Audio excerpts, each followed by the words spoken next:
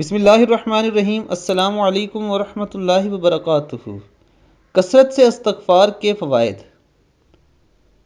حضرت محمد صلی اللہ علیہ وآلہ وسلم نے فرمایا، جو شخص پابندی سے استغفار کرتا ہے، اللہ تعالیٰ اس کے لیے ہر تنگی سے نکلنے کا راستہ بنا دیتے ہیں، ہر غم سے اسے نجات عطا فرماتے ہیں، جہاں سے اس کو گمان بھی نہیں ہوتا۔